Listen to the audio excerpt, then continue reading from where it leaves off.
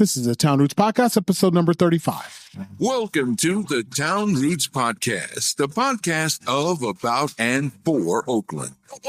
No matter if you live in the town, do business here, or are visiting, we have something for you. And now, your hosts, Anthony Wilson and Vincent Hayes. Today, we're talking with Natalie Brown from Natty Cakes. And if you've not seen her website, the cakes on there are fantastic. And actually, you can see her making it. We won't say live, but you can see the recording of the cake being made. This is absolutely fantastic. So, Natalie, how are you doing today? I'm great. Thank you. How are you guys doing? Great. Vincent, how are you doing? Good. Beautiful day in the Bay. It is. That's right. Looking out the window, it is a sunny day in Oakland today as we are recording. So Natalie, you are the founder, owner, operator of Natty Cakes.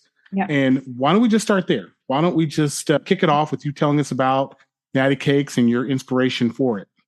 Yeah, I started Natty Cakes 10 years ago. This is my 10th anniversary this year in August. I knew I always wanted to have a bakery or be a baker of some sort. And so I graduated from college and I started the business right away. Where I saw it many years ago was very different than where it is now in a great way.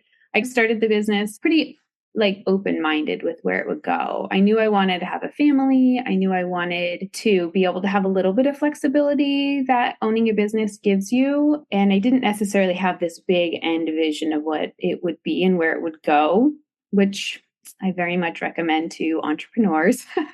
Be flexible in your dream, because then you won't feel disappointed if it doesn't go a certain route, and it leads you to be open for different possibilities. And yeah, so I would say where Natty Cakes is now is we focus on cakes. And I say we, it's just me. I focus on cakes for big special occasions, small ones as well. We do offer 4-inch cakes. So we do offer like a personal size if you have a small celebration, a birthday, just a welcome home, anything like that. We do offer the smaller cakes, but I do really love the big kind of grand cakes, weddings and anniversaries and things like that. And I think big celebrations has always been the center of Natty Cakes. Our offerings have changed over the years, but what we are hoping to celebrate with people has always stayed the same. Love your answer in that we are about big celebrations, right? Yeah. What sort of better foundation for business than that? Oh, for sure. For sure. And so is it mainly wedding cakes and then other celebrations? Is that kind of your bread and butter? Yeah, wedding cakes definitely is the focal point for me. It's definitely where my main income comes from. But what happens with weddings is people tend to have anniversaries and they tend to celebrate their partner's birthdays and if they have kids. So it's amazing. I get to be a part of people's lives, usually starting at the wedding, which is so cool and so grand. And typically there's a bond that's formed over that. And then I get to celebrate when it's their partner's birthday, when they have a baby. And it's definitely a lot more personal than I would have ever imagined running a business would be. You learn the lives of your clients so much better than I would have expected. So that's an interesting answer. So you do the wedding cake. Yeah. And then you almost become entrenched. If they like you, right? That's what I'm saying. But then they call you back for all the future. So they call you back for the birthday. Mm-hmm. They call you back for the anniversary. They call you back for the parents' anniversary. Yeah, it's really special. It's really special. And people tell me every week, I'll have people be like, oh, you're our go-to person. We look for excuses to have a cake. I tell my friends and family about you. I love supporting your business. It's like very community centered. Mm-hmm. So why don't you give us a peek behind the curtain? Like, what's special about Natty Cakes? What sets you apart from other bakers? This is a hard one because I'm not one to talk up what I do. And I don't know why that is. I think that's probably just self-esteem of a woman. But I would say I really love what I do. And I get to team up with a lot of really amazing local chefs and bakers, whether that's in selling something or just having conversations with them and building friendships and getting to know other people's businesses and people in the Bay Area. It's a very unique place to be, and it's a very special place to be if you're in the food world, and I really take advantage of that. So yeah, I really love what I do. I feel like I've gotten really lucky with what I do, but I've also worked really hard to be where I'm at. And I'm just gracious to be there. And I think that shows in my work. And I listen to my clients. So if you want a certain flavor, or you had a thought about something, or you want something really custom, or you have seen my work, but you want it to feel unique to you, that's something I really love to do. I definitely have a style and an aesthetic and a skill set that I stick within.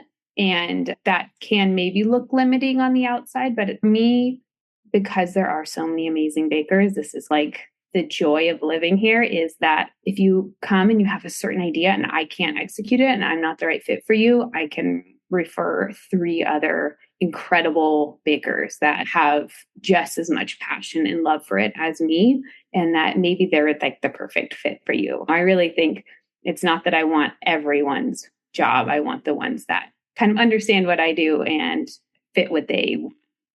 Very nice. So what made you start this business? Because it's beautiful what you do in terms of what I see on the website. So did you have baking experience prior to starting? You. That's pretty kind. When I was little, I loved baking. So I was stubborn enough to be like, I'm going to pick one thing and I'm going to run with it. So my first job was at a bakery. I went to school for business because I knew that I wanted to figure out that side of it. I decided to forego culinary school. I'd gotten some advice that it wasn't a direction I had to go, but I made sure the jobs that I maintained always had baking involved. I dedicated a lot of my time in school to baking, and I took on weddings and stuff on the side throughout college and things like that. Baking was always there. But like I said, I didn't necessarily have a end vision of what Natty Cakes would be. I just knew that if I could spend every day baking, I can't imagine anything that would make me happier. And I also really like the business side of it. I like the numbers of it. I like seeing like the success on that side of it as well. So it made perfect sense to go this direction. And then, like I said, the center of it all is just this like innate passion that after 10 years of doing this and having so many ups and downs, it still just brings me like so much happiness. Not everyone's a baker, but I know the bakers out there hear that and are like, yes, I want that. I want to wake up and be like, I'm going to make buttercream today and be happy about it. That's awesome. You can tell just by the smile on your face that this is a passion of yours. I'm sure it's a huge success. So as you look towards like the future of your business, do you think you'll grow and do more in terms of larger events, like corporate events, that kind of thing? Or are you just going to stick with kind of the more intimate, personal types of events like weddings? For the last, I want to say 5 years, I had done pre-pandemic, I had done a good amount of corporate events and had a team and was definitely headed in that direction. And it's interesting, had the pandemic not happened, I'm curious about where I would be with all of that, because in this area, all it takes is the right contact. And then all of a sudden you're baking for Pixar. And I was like on the precipice of that. And it was so exciting. And that's what I wanted. And I was surrounded by chefs that were doing the same thing. The pandemic hit. And then we were pregnant and I saw a different vision. And I thought, I think I want to scale it back a little bit. We had some issues, many issues with different landlords through the pandemic. That's like a whole nother podcast. And basically it ended up, I now bake from our live workspace in Emeryville. I've never baked from home before. Even day one of Natty Cakes, I was in a commercial kitchen. I've always been in a commercial kitchen. Always been with other chefs. I've never worked solo. I've always had colleagues around me. So this is the first time that I've really scaled it back.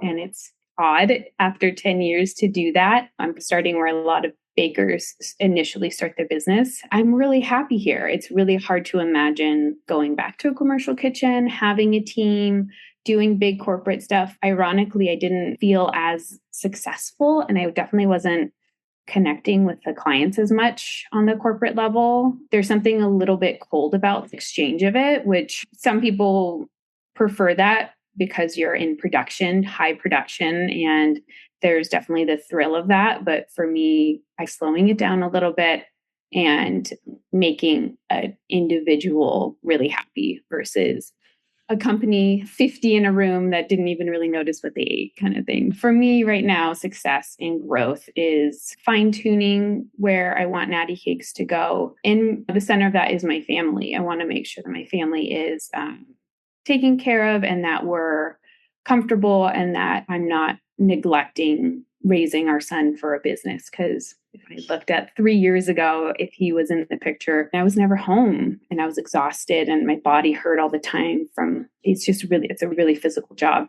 And it's just a very different business than what it would have been had I stayed in that kind of world.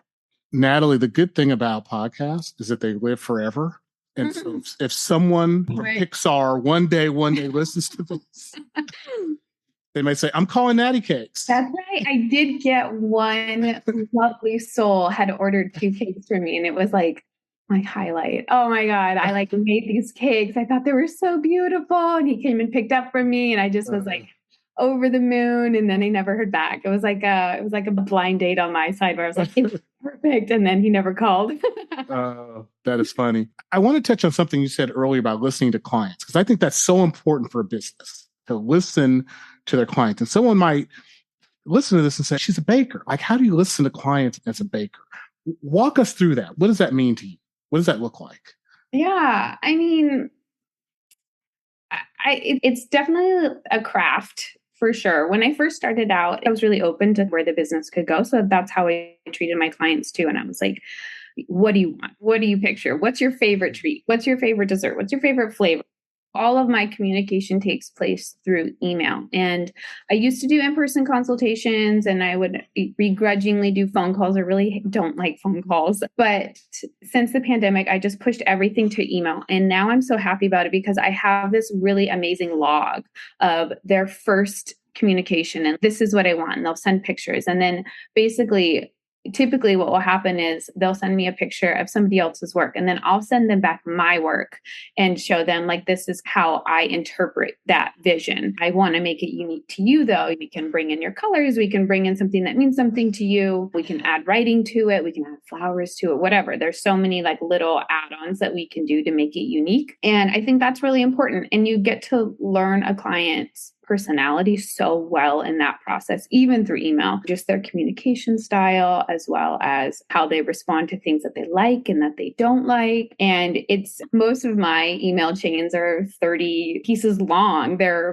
It's a lot. And if I have to go back and look through it, I'm thankful that it's there, but it is a lot of back and forth communication for the bigger events, because you want to make sure that you get it right. And you want to make sure that you're hearing the client. You're making sure that you're going to provide them with something that is really special to them, because it is a specialty item. It's not something that you're ordering every day. And you want to make sure that the moment that they had in their mind for it happens. Now, you talked before about it being a family business. Well, tell us about that a little bit. Who works in the business with you?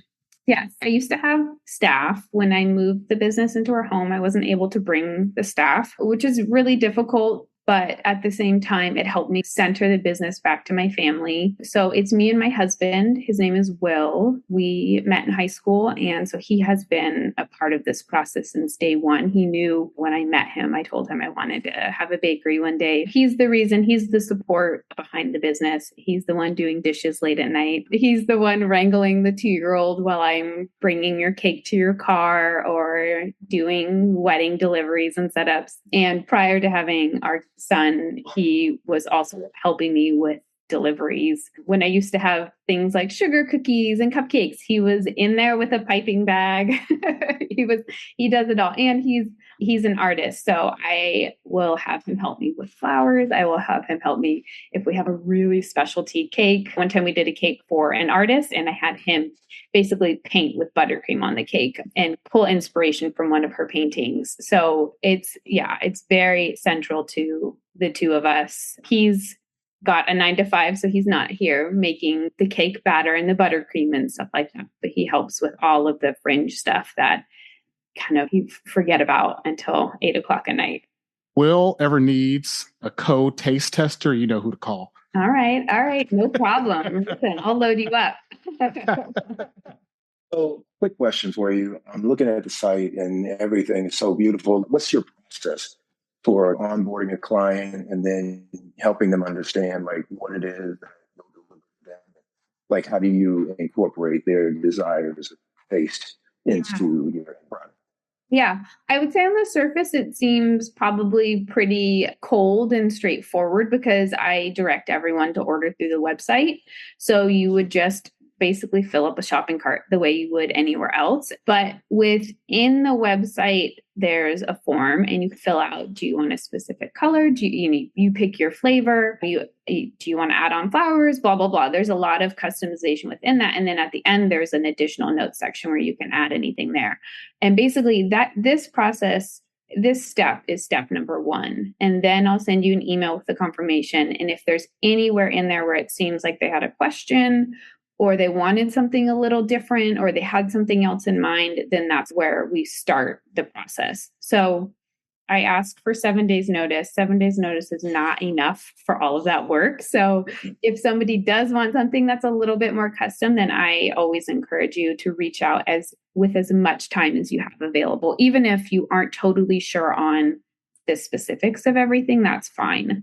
I would rather start that process sooner rather than later, so that I can make sure that all of the custom details are accounted for and it doesn't feel rushed on anyone's part. Nobody wants that, especially with a big ticket item. You don't want to feel like you weren't heard at the end. No, I definitely can understand that. I bet you have some crazy stories about last minute changes, those kinds of things. But so for you, what made starting this business in Oakland? I love Oakland. I went to SF State for school. I was living in San Francisco, thinking I was going to start the business in San Francisco. Had some conflict with a roommate, had to move to the East Bay temporarily, what I thought was going to be temporarily. I moved in with my now husband. That was not the way we wanted to move in together. We wanted to go and get our own place and blah, blah, blah. And he was living in Oakland and I thought it was just going to be a landing spot. And then we ended up like loving living together. And then I ended up falling in love with Oakland. So I was like, I'm glad I didn't start the business in San Francisco. It's a very different vibe in terms of even just starting the business. A lot more hoops to jump through and definitely a lot of red tape. There's a lot of red tape here as well, but it's much more inclusive and it's much more like, how can we help you get there versus hope you checked everything off the list because you're not starting your business until you do. That's definitely the vibes.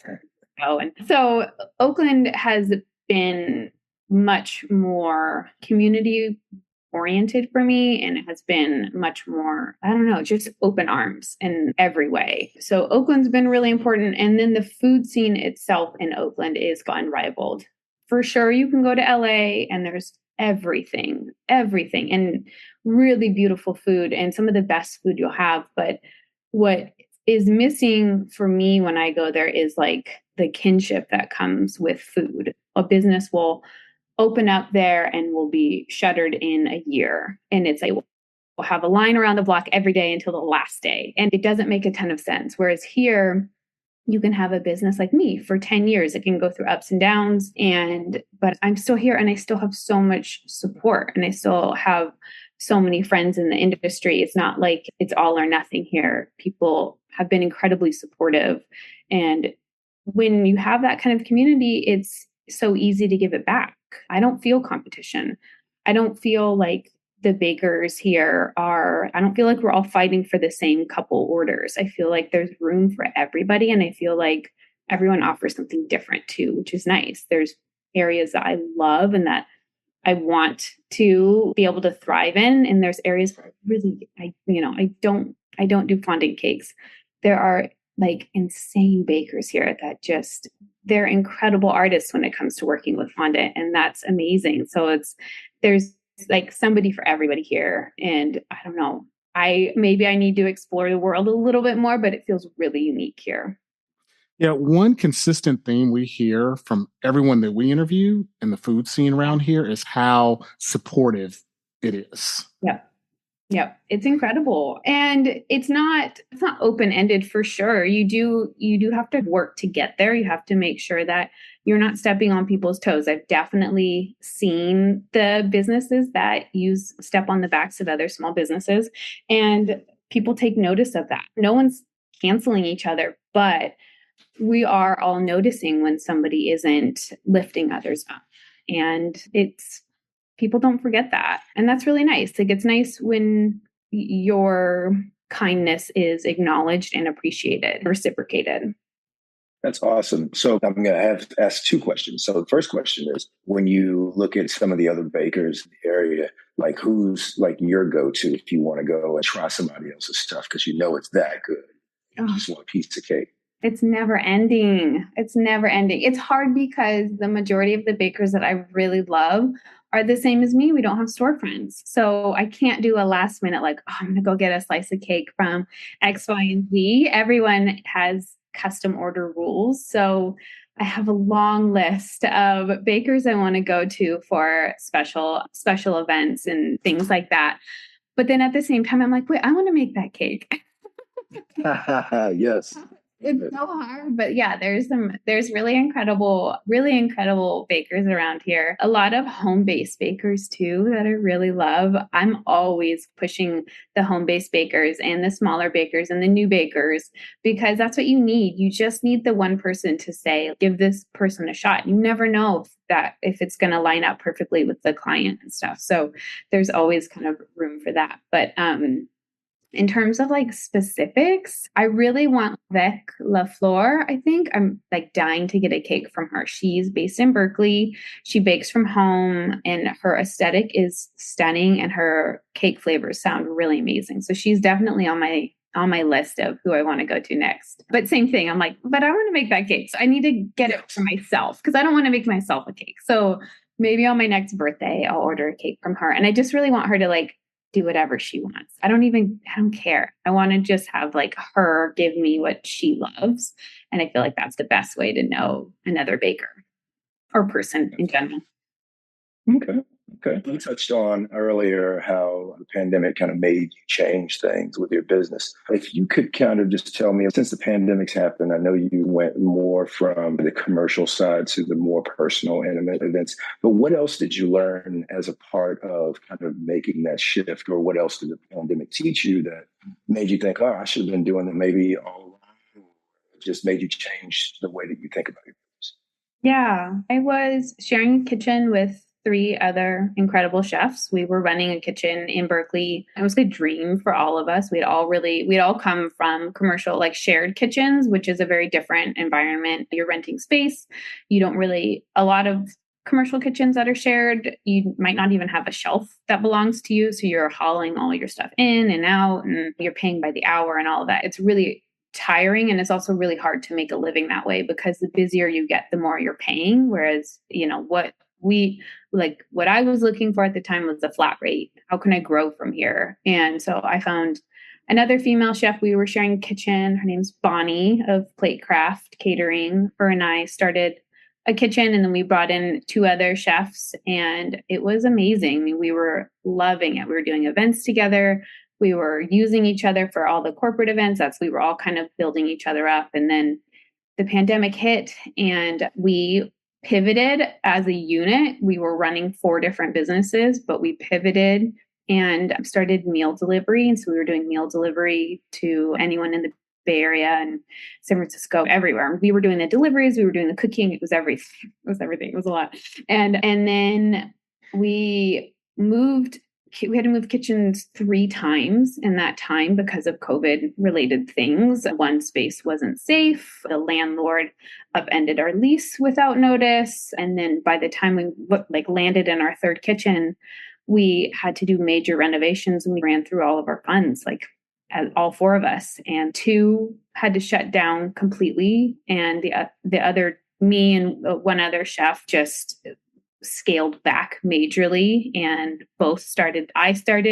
I moved into another bakery and then he started cooking from home and tried to start growing it from there again. And I would say in that time, it just showed me that I really loved working with other chefs and I loved running a kitchen together, but so much of my energy was spent, is the floor drain backing up? Is the fridge running? Who's going to be there to make sure that the towel delivery comes? So much of my energy was spent on running a kitchen and not running a business. And I didn't always have that much to give to my own business at the end of the day. And I think we all felt that way. So moving the business into my home kind of changed a lot. It really allowed me to focus back on the aspects that I have a lot of passion for. Don't get me wrong. I miss those days. I miss the kitchen days. I miss the group. I still see the group, but I miss the community and the camaraderie. But there is something really special about centering myself around the business and making sure that it's headed in the direction that I want versus a direction